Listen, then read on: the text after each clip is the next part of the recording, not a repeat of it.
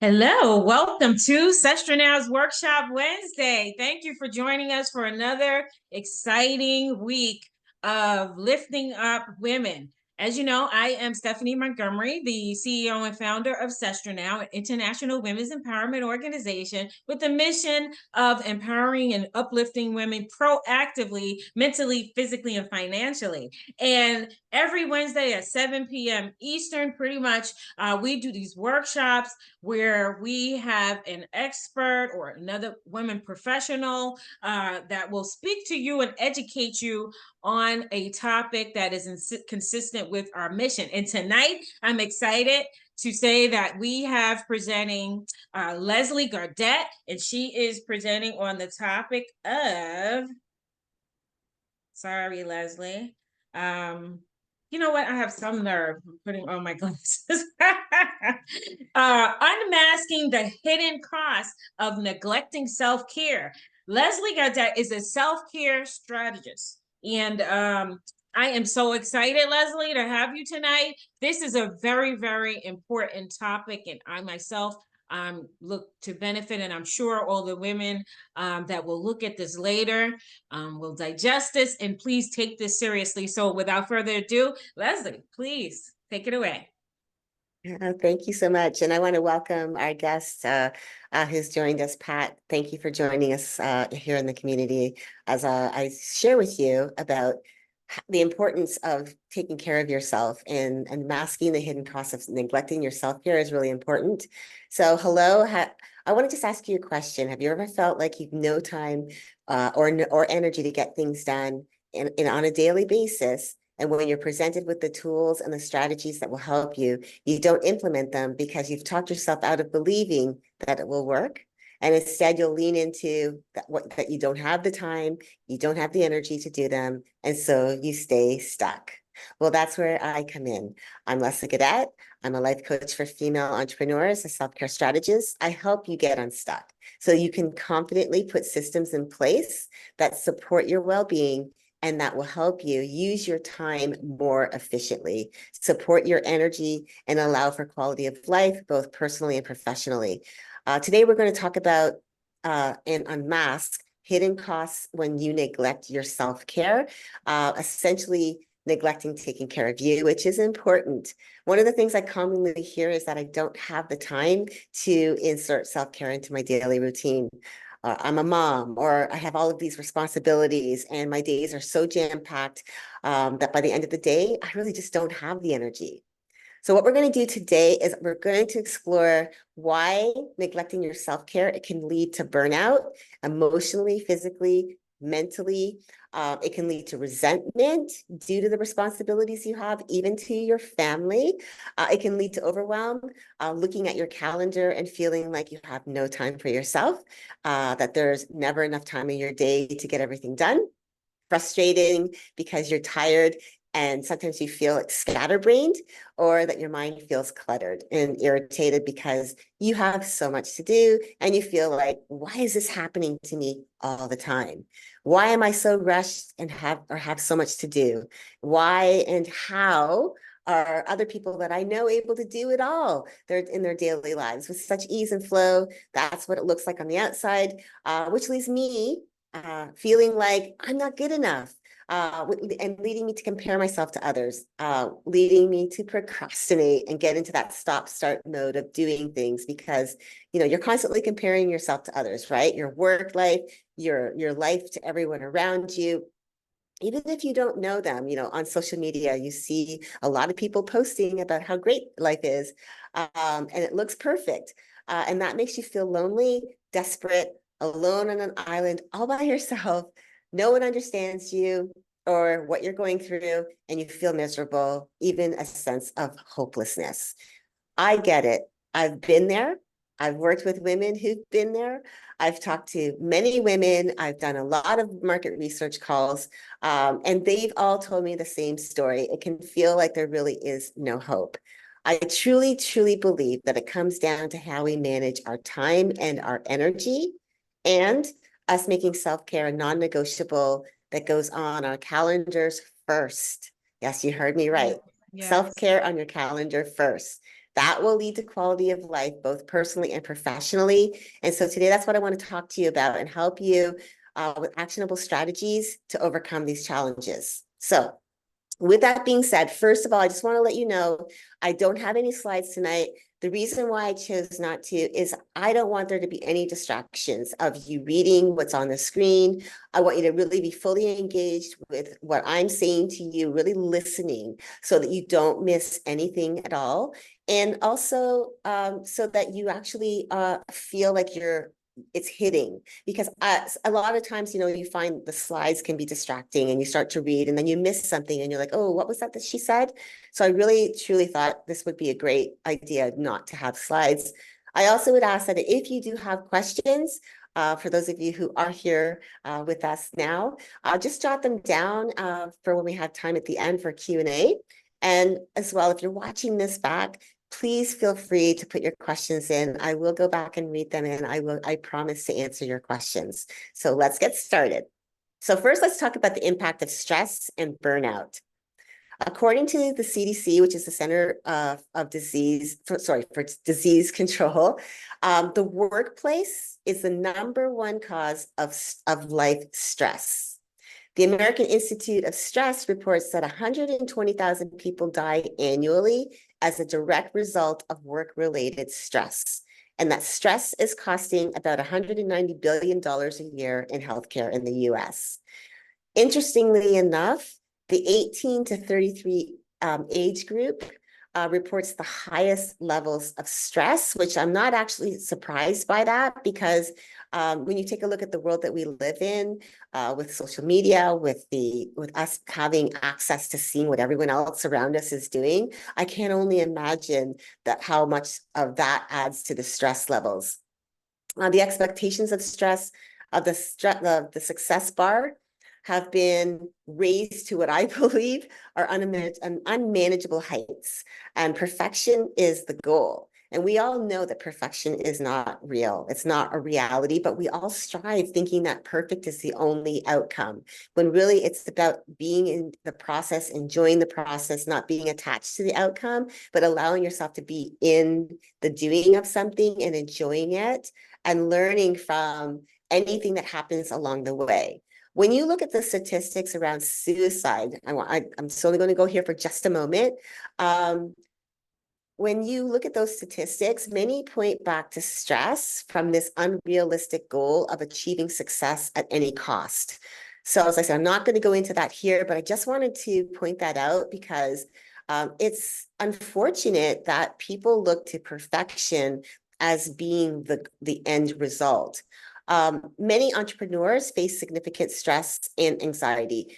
For instance, 37% suffer from anxiety, 36% experience burnout, and 54% are stressed about their business, fearing failure. So let's talk about some key objectives for self-care, which is the time and energy piece. So what I found is that two of the most common objections to practicing self-care are a lack of time and a lack of energy. People often feel overwhelmed with their responsibilities. I understand, especially if you're a mom. I know there's a lot of moms in this community. So you have the mom duty, and then you have your business duty, and you have the wife duty, and then you have the daughter duty, and then you have community if you're out there and you're supporting your community. And what I'm finding is they believe that they can't spare the time, or that they don't have the energy for self-care because they believe that they just don't have it to spare, meaning everything else is more important. So I want you to ask yourself this question. How many hours do you spend on work-related activities each day? How many hours on social media? And how many hours on your personal time with friends, family, or self-care? Because I bet you, I can guarantee you probably that your time, unless you're really tracking it, is not being spent the way you think it is. For example, I have on my phone, I get weekly reports that tell me how much time I'm spending from the week before on social media, on texting, on my email. It gives me a report. It shows me where I'm going in my phone.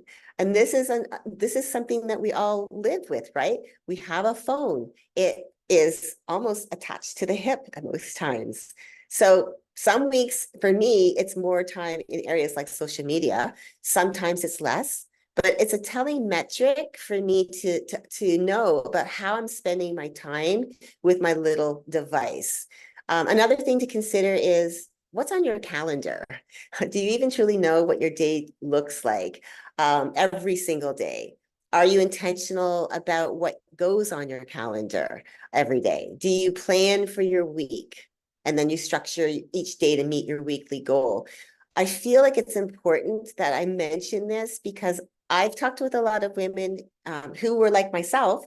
We're doing everything every day, meaning every task that we could think of that we needed to get done was being done every day, and it wasn't really being structured. So it felt like I was in busy work all the time, and it felt like my time was being used, but it wasn't being utilized efficiently. And so I wasn't really seeing any milestones being met because I wasn't really using my time efficiently, and it was using a lot of my energy. So you might even think going so far as to ask yourself, if you say yes to a lot of things that are on your calendar that are time sucks, and that if you had been more decisive, more intentional around how your time could be spent, you would have more time freedom. Because I know a lot of people think that time freedom comes from the money, but it really does come more from how you structure your time. In other words, what goes on your calendar, how you structure your day is going to give you more freedom of your time. You would get more done efficiently because you would be more clear on your objectives. You would have more quality time to spend with your loved ones without the guilt. And you'd have time for yourself to recharge your batteries for your self-care. So I really want to point out that neglecting your self-care can lead to burnout, decreased productivity, poor health, and strained relationships. I can speak to this personally, but I also did some market research, as I mentioned earlier. I spoke with several different women who all talked about how this was taking a toll on them emotionally, spiritually, mentally, physically. And some of them reached full on burnout where they had to take time from their businesses to recover. One woman was very lucky. She had a team in place who were able to help support her. But she said it for her was a 2-year long process to really start to feel like herself again. That's a long time. And if you are working alone as a solo entrepreneur and you had to take time away from your business, that could really result in you losing money, losing revenue, losing momentum. I want you to really think about this. Not taking care of yourself can really impact your life in so many different ways that could be avoidable if you actually said, you know what, I'm going to make myself a priority and start taking care of me. So I'm going to introduce you to 2 key points to bring your awareness to your own practices as it pertains to your time management, your energy levels, and how you incorporate your time to recharge, as well as provide you with strategies to help yourself use your time more effectively and manage your energy more efficiently. So the first key point is the importance of time management, because I think that, again, managing your time effectively, efficiently, intentionally is central for personal well-being and for maintaining a healthy lifestyle, because how you use your time affects every other aspect of your life, from the time you spend with the people that you love, to the time you spend working on your business, to the time you spend for self-care. And it comes down to the quality of that time spent, of how we spend our time. So you don't want to be rushing, going into meetings, and you're stressed, and you're stressed all the time. You don't have time for your children. They're asking you questions. They want to get your attention, but you don't have time because you're thinking about work, or you're still on work time, and you're not giving them the time that they need because you haven't really structured your time well. And so you're all over the map. When you do manage your time well, you create that space for what truly matters to you. That helps you to ensure that you don't just survive your days, but you thrive in them. Okay. And that's why I'm really so passionate about self-care. There's so many different modalities around self-care. You can find self-care in just about anything in your life. That will be probably for another workshop, that I could help you find self-care in so many different areas. But when you learn to manage your time effectively, it's going to help you reduce your stress that comes from being overwhelmed, which knowing, of course, comes from what to say yes to, what to say no to, or not right now. So like when you know what you need to be doing, like you have that clarity, you have that plan to get it done, so that you can structure it on in your calendar for your week, for your month, for your quarter, for your biannual, for your annual. It's going to really help you to reduce your feeling of overwhelm and promote a sense of calm, because you will have planned well. I'm a fan. I don't know if you know of the book, the 12-week year, but I'm a fan of the 12-week year. And rather than having a year-long plan, I actually like to have 12-week year plans, because it keeps the goal close and it allows you to be really super intentional about how you structure your time, your days, your weeks, your goals, all of that, the tactics that you put in place. So that's something I would suggest. If you haven't read the 12-week year, I highly recommend it.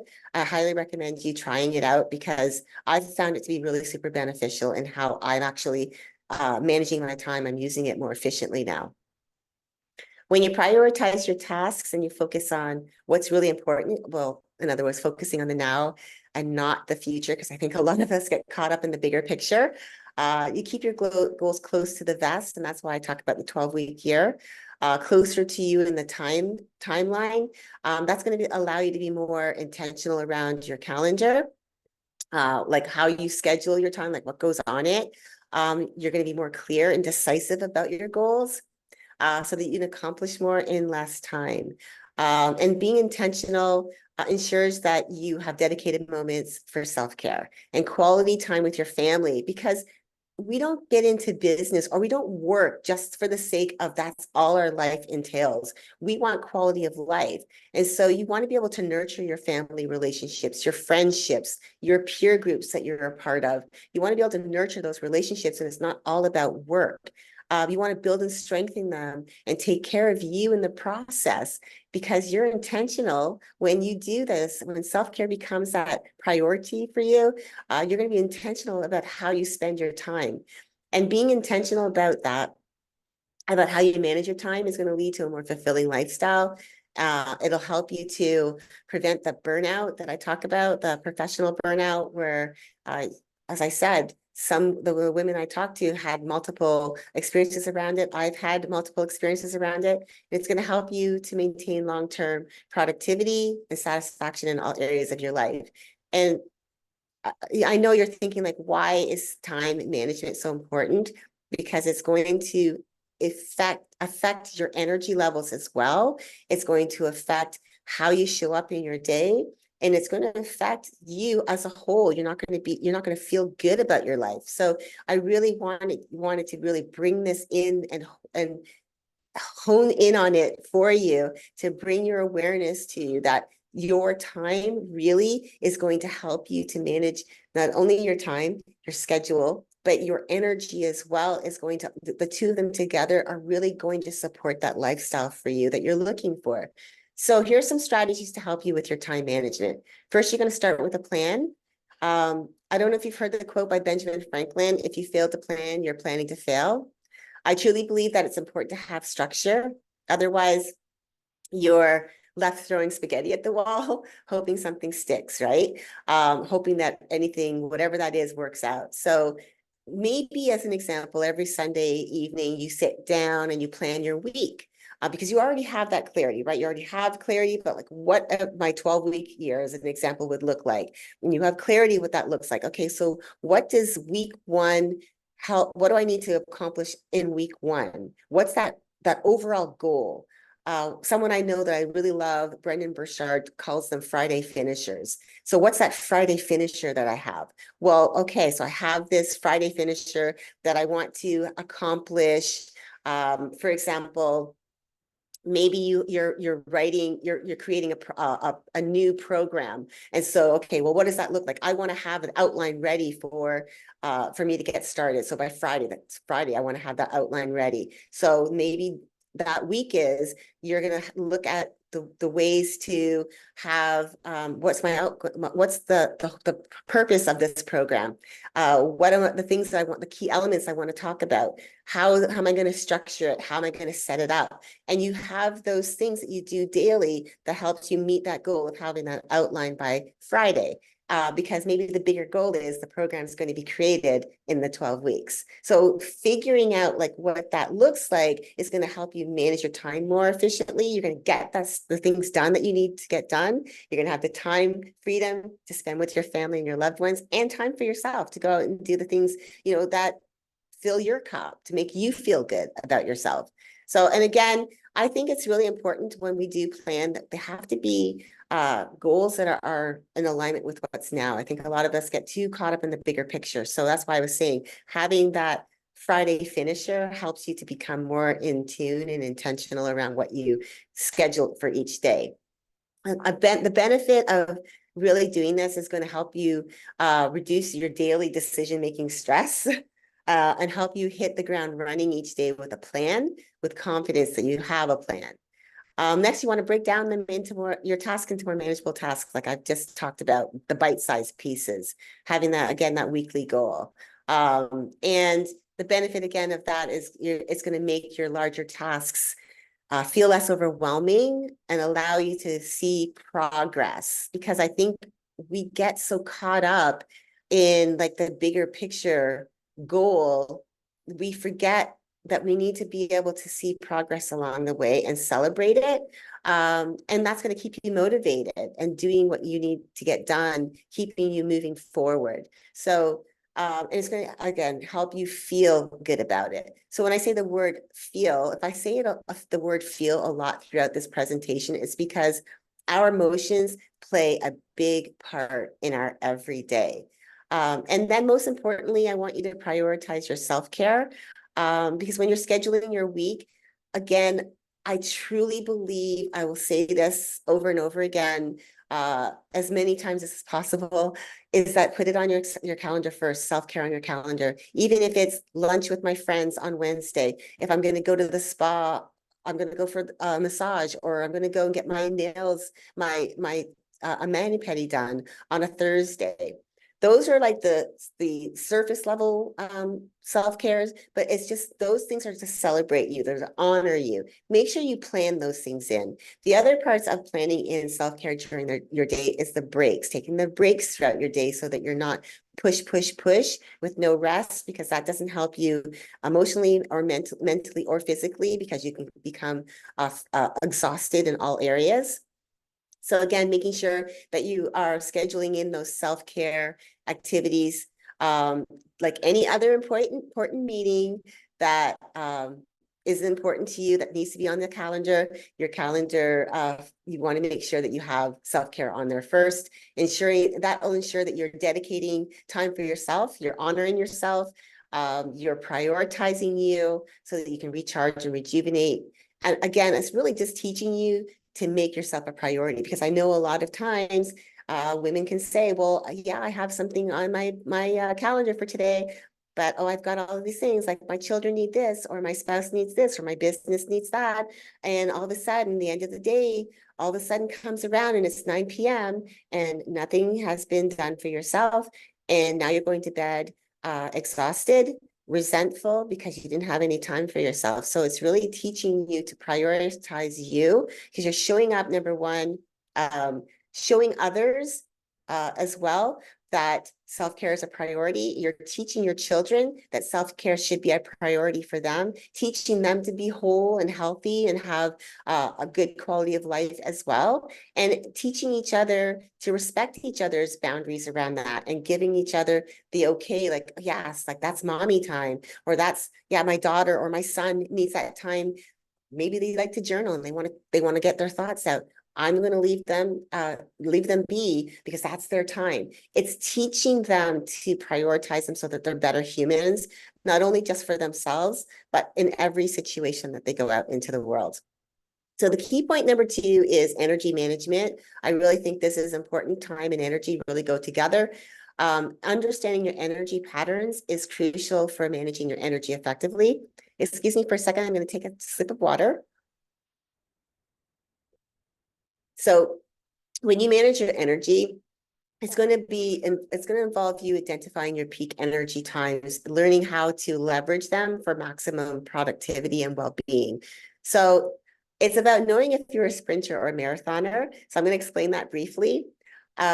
Sprinters are those who can work intensely in bursts, short bursts, but need more frequent breaks to recharge their energy. That's who I am. I am a sprinter. I can do like an hour at a time, and then I'll need like maybe 5, 10, 15-minute breaks. Sometimes I'll need 30-minute breaks.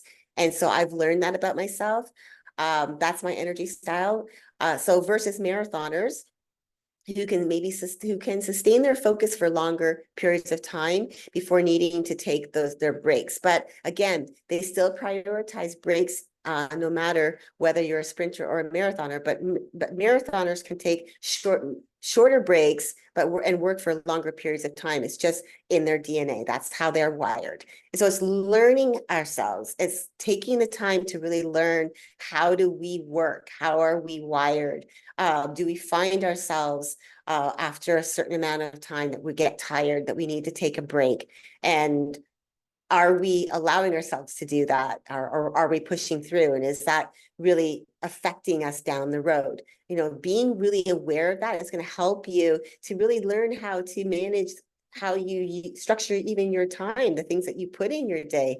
Because that helps you to realize, oh, now I know the type of person I am. I'm a sprinter or I'm a marathoner. And a sprinter, I need to have so many breaks throughout my day. I need that in order to be able to be focused. Or I'm a marathoner. I can work longer periods. I still need strategic periods of time for me that are set for me to relax and recharge. But I know I can work for longer times. And so I can maybe time block larger blocks of time for what I do. Now, I don't really have a lot of time to go further into the concept of the sprinter marathoner, but I just wanted to give you that little bit so that you understand the concept around sprinter and marathoner.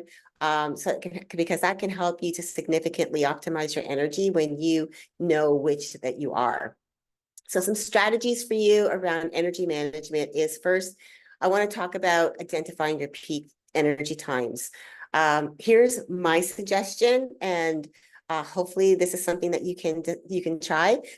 Spend a week tracking your energy levels at different times of the day. I think this is helpful. This is what I've done. I've learned where my energy levels are, like what they're like, and I learned through, especially when my energy has taken a dip, that it's because I've pushed myself. So you learn to, when you do this, spending that week tracking your energy levels, you take time to note when you feel most alert and when you tend to feel sluggish. For example, if you feel or you notice you're most energetic in the morning, you plan your most challenging tasks for that time, because that would benefit you more. And for those lower energy time slots, those could be scheduled for less intense admin tasks, like reading and answering emails, or reading and responding to text messages. Learn to align your daily tasks with your energy levels, right? Your energy patterns. Again, use those high energy periods for demanding tasks, low energy periods for less intense activities. Like, as I said, admin tasks.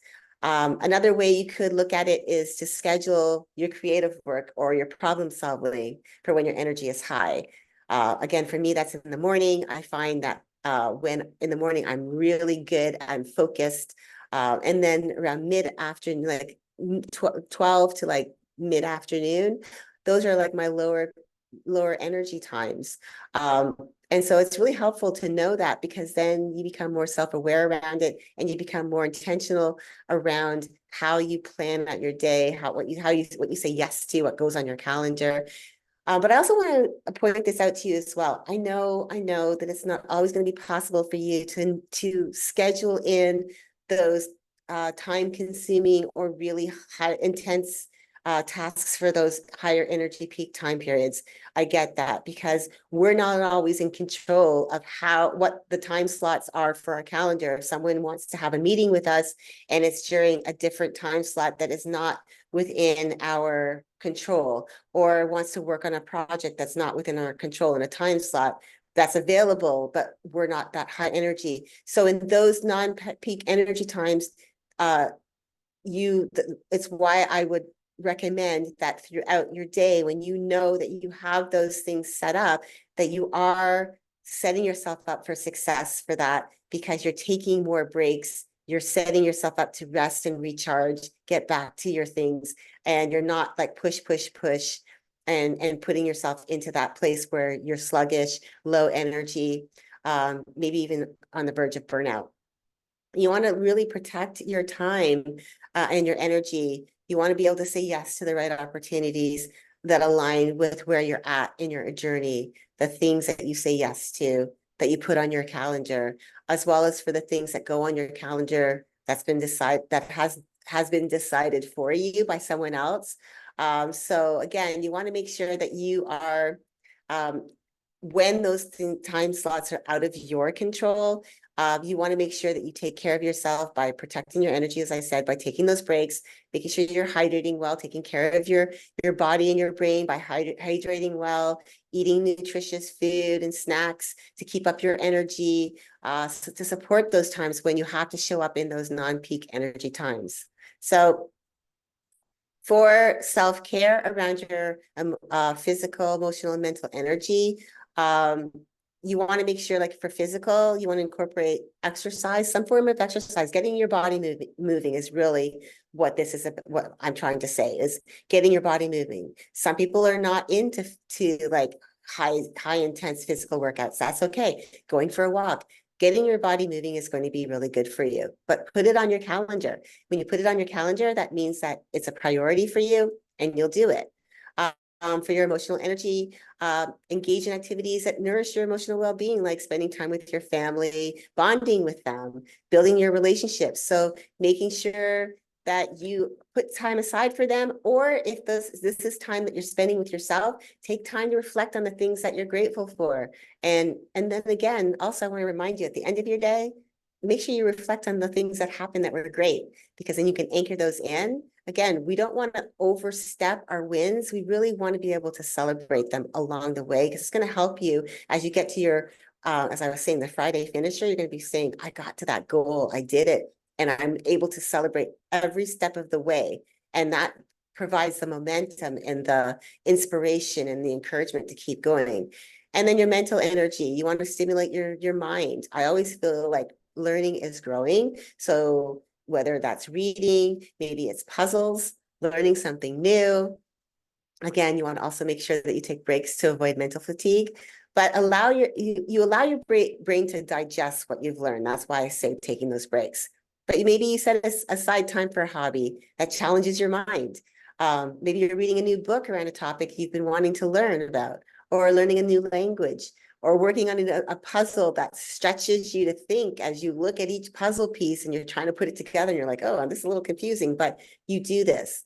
And I also want you to implement those practical steps for managing your energy, so that you are productive, but you're also taking care of you in a way that, excuse me for one sec, you're productive, but you're also taking care of you in a way that you are not only thinking of being productive, but you're also taking time to look after you, so that when you get back to being productive and working and doing the things that are important, that you are focused and you're energized.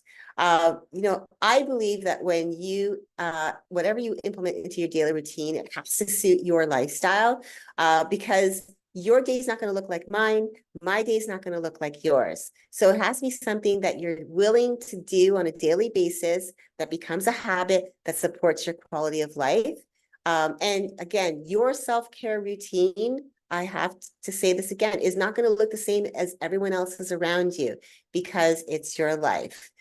So when you choose to incorporate things like For example, you might be a person that likes to get up and walk first thing in the morning. That's great. Someone else that might not work for it, but for them, it's getting up and maybe doing a few minutes of meditation and journaling.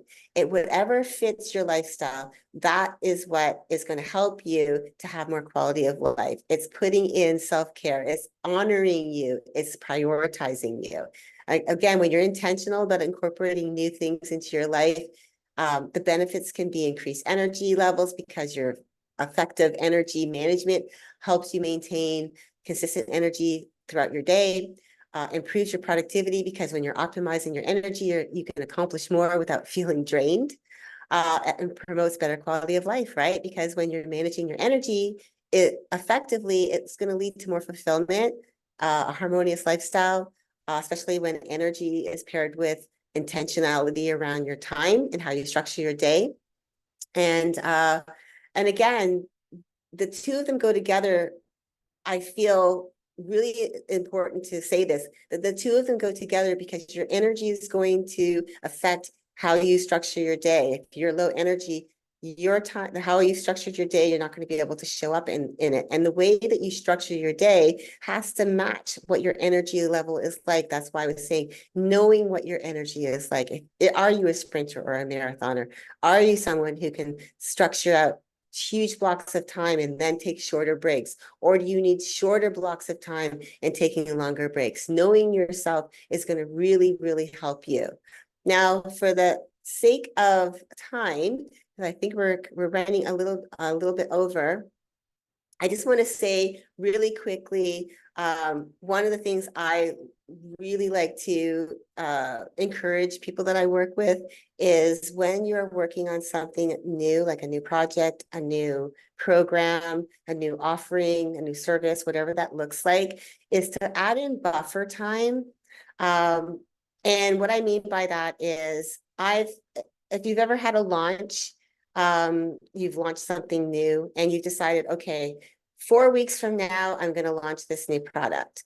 Well, 4 weeks is great, but we all know that life doesn't just say, oh, you have a plan. I'm going to sit back, let you do you, get it done, and then everything else can happen afterwards. That's not how life works. We know that. So when I say adding in buffer time, add in an extra couple of weeks. So if it's a 4-week process, add in, make it 6 weeks, giving yourself that additional time so that you're not stressed having to meet a deadline that maybe possibly gets pushed because something happened, something came up out of your control, and now you're panicking and you're scrambling trying to meet a deadline.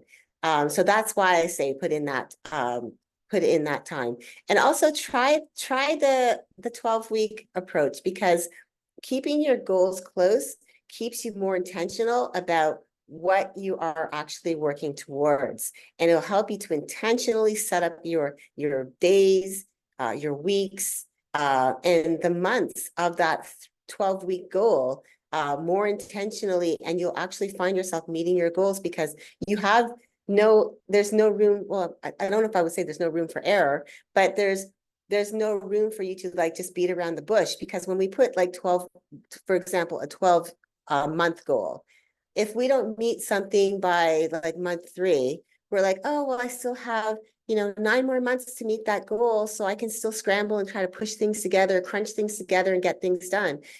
And what ends up happening is a lot of the time people find themselves at, there's only 3 months left in the year and they're panicked because they haven't met a lot of their goals. And that's why I find that the 12-week year structure works so well, because it keeps things closer. Now, for your energy management, try mindfulness and relaxation, like deep breathing, meditation, mindfulness walking, which is paying attention to your surroundings. Aim for at least some physical activity daily, at least 30 minutes if you can. If it's walking daily, making sure you eat well, nutrient-rich foods, especially when you have big projects you're working on. You want to fuel your body. You don't want to feel drained, and make sure you hydrate. And also prioritize your sleep. I think is so important. having a hard stop to the end of the day so you can unwind, so that you prioritize your sleep, meaning you're unwinding and allowing yourself to set up for a good night's rest, is so important, because we all know, I'm sure you've had those moments where you've gone to bed super late, you've gone to bed after just finishing a project and you can't shut your mind off, you're having a hard time falling asleep, you finally do at 3 or 4 in the morning, and you have to get up in a couple of hours and you're exhausted. So that's why I'm saying having that hard stop at the end of your day is really important, so that you can unwind, but also to take it back again. When I talked about time and energy management, that's where it's important to know what's on your calendar. When you really are clear and you have that plan, you are going to structure your time so well that you are going to have the time freedom that you want. You are taking care of you. You are looking after yourself, and you're prioritizing you. So definitely, I would love to turn this over for any questions that you might have. If you don't have any questions, I'm going to make sure that I'm going to post some questions for you to think about. I'll put them in I guess in the video. We'll link it to the video, but I'll tell you what they are just to go quickly through them. But they'll also be there for you to read through and take your time. How do you currently manage your time and your energy? What are the biggest challenges you face in prioritizing self-care? What strategies discussed today do you think you can start implementing that will be really powerful for you, so that you can really take care of you? And how can you better align your daily schedule with your energy patterns and personal values? I hope today you've learned something and that sparked you, something within you that you just know that you've been needing to hear this. I know sometimes we feel like I I know that self-care is important. I know that it's really important for me, but I'm just so busy. I have so many responsibilities. What I'm saying is, I just don't want you to have to wait for that wake-up call, that burnout wake-up call, to start taking care of yourself better, where you end up being like some of the women that I talked to who've gone through multiple experiences of full-on burnout, who've had to take time off from work, leaves of absence. One woman that I did not share this with you, one woman told me she had to actually close down her business because she just didn't have the energy. That is an extreme case of burnout. So like emotional, physical, and mental burnout, when you reach that full-on burnout phase, you are not able to do anything at all. And you have to. In fact, you are forced to take time away from everything to look after yourself. So the best time to start is now. And that's why I wanted to talk to you about the hidden costs of neglecting your self-care. So thanks again for joining me, giving me your time. I'd love to hear any thoughts or answer any questions you might have. And yeah, so thank you so Thank much you. for letting me be here today. Thank you, Leslie. That was very informative, very comprehensive, and wow, on point. So I'm sure our viewers are really going to love this replay. And then you said the time is now, and that's what's, about the time is now. So before I put some stuff in the chat, I was just commenting along the way. But Pat, do you have anything that you want to ask? And then I will, my kind of comments are in the chat.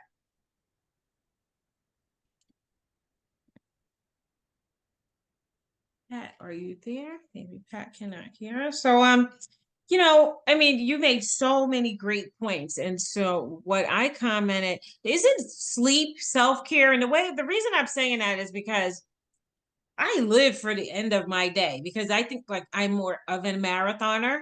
And I think that is because I cannot relax knowing that I have still like this more work to do. So Yeah. that's my style, in that let me just hurry up and get all the stuff done. And at a certain time, I could eat my dinner, or I could, and watch Netflix or whatever to relax a little bit. Let me see. Pat has something. Um, she can't talk too much. That's what Pat said, but No, she that's just agreed. okay. She just Well, agreed, but go ahead. I agree with you. So self-care definitely sleep is a self-care moment. So like as I was saying earlier, I talk about that there are so many different things that can be considered self-care, but sleep really is important.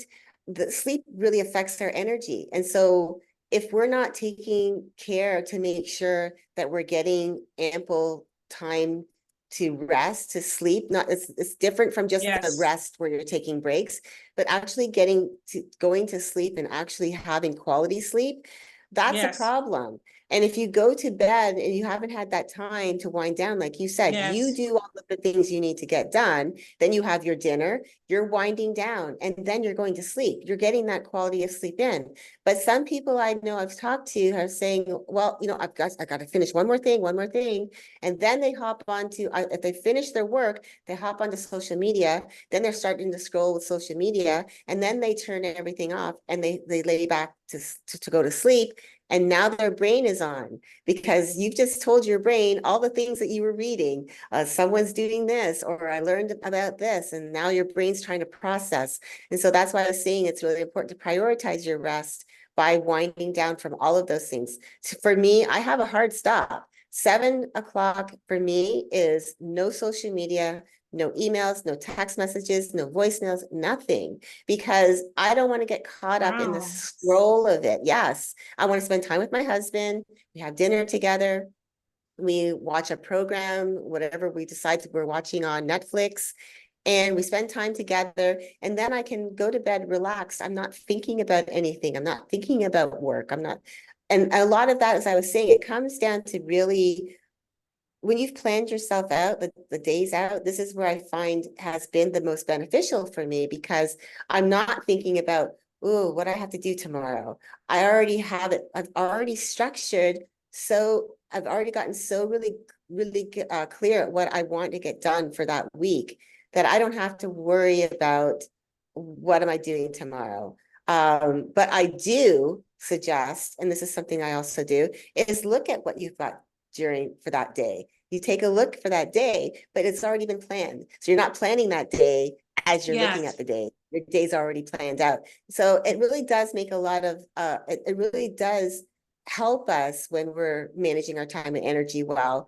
But that sleep part is going to make a lot of difference because if you don't sleep well, you're not going to have the energy. You're not going to have the time to do it. You're not going to be able to use your time efficiently. You're not going to have the energy to do anything. And so So, that's why, yeah, okay. absolutely. So Leslie, and we're gonna wrap this up. Would you say, because we're women themed show, right? A women themed yeah, women themed show. Uh that marathoners are mostly women. Do we have statistics on that or any data to say most women are marathoners? Because I could see why they would do that, like why I do what I do. Hurry up and get it over and then whew, because it's hard to me like to relax. So do you have a statistic on that? Then we can move toward wrapping this up. Yeah, I don't really have a statistic on it, but when I say sprinters and marathoners, it's really more around energy. So it's not necessarily that all women are marathoners. It's some women might believe that they're marathoners or they're acting as marathoners, but really they're sprinters, and that's why they're finding that their energy is really off and that they're not getting the rest that they need, that they're not they don't find that their energy and their time is spent well because they really are the sprinters, but they're not paying attention to their body's need. They're not paying attention to the fact that they need to take more frequent breaks because they've structured their days out to have all of these things in these time slots that it's exhausting them. So Mm, some women actually can be marathoners, but I've found that there's uh, some of the women that I've talked to have actually realized they are sprinters, that they do need more breaks. It doesn't mean that they can't get done what they need to get done in a day. They yes. just need to have more breaks incorporated. So they might work for an hour and take a 15-minute break and then get back at it. But a marathoner might be able to go like for 90 minutes, 2 hours, and then take a 10-minute break and then be able to get back at it. There's just the differences of knowing Yes. what your energy level is. All right. Okay. Thank you so much for helping us to understand all of these concepts, right? We're gonna probably have to have you do a follow-up where we're more engaged with the Sestras. Okay, I thought there was another question. So Leslie, thank you so much for your time. Pat says thank you. What we'll do with those questions is if you can send them to me, what I would do is include them in my post on YouTube. I can include it in the body of the post. Yep, Okay. sounds good. Well, after I'll make this sure to do that. recording, yes, I will post tomorrow. This will be posted on SestraNow's YouTube channel and also post on our social media. All right. So Sounds we want to great. thank you for joining us Yeah. tonight. And this ends this week's episode of SestraNow's Workshop Wednesday. Thank you, Leslie, for your You're time. And welcome. we're going to make sure you can find Leslie Gaudent to take advantage of her services on our app. We got to make sure you're on the app marketplace. Okay. So Yes, everyone, sounds great.